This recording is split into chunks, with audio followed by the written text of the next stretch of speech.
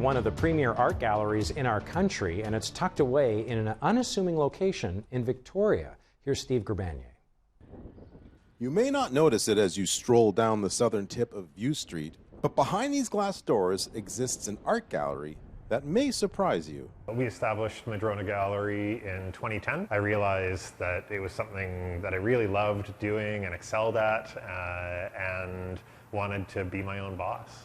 We started it at a very small level. And it really didn't take that long for Michael to begin scouring the Great White North. A lot from Ontario, Alberta, Saskatchewan, some from our own backyard here. In search of collectors who held great works and were keen on having someone sell them and whose works he could hang on his walls. Over that time, we've developed really good relationships with our community, with collectors, with artists, and have expanded from much more local focused into a lot more nationally focused, and slowly, working and building up that level of credibility has allowed us to build into doing shows at this level.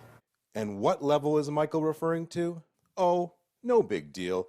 Just works by some of the most preeminent Canadian painters of the 20th century. This whole wall is paintings by members of the Group of Seven. But that's not all. This is a exceptionally rare and monumental Ted Harrison painting called Going Home. This is Sans Titre, 1964, by Marcel Ferrand. This piece is really at the pinnacle of her career. Saint-Tite, Quebec, from 1928 by Group of Seven member A.Y. Jackson. This is Hikers Lynn Valley by Fred Varley, who is a member of the Group of Seven. York Boat on Lake Winnipeg by Walter Joseph Phillips is probably his most famous image. So yes, the works hanging in this little Victorian gallery are nothing shy of Canadian masterpieces. Everybody that's in the show, you can see their work in museums. So what does this all amount to for this little View Street gallery? And to now being one of the premier dealers of Canadian art in the country.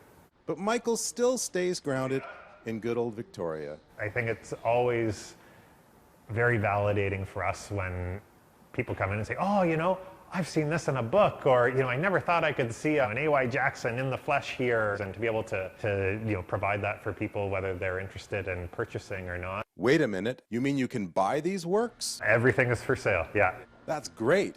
Oh, better check the old bank account. Madrona Gallery is truly the little gallery that could, giving collectors a place to buy and sell, and giving the public a gallery that ranks as one of the finest in Canada. But what does the future hold? You'll have to wait and see. Lots more like this.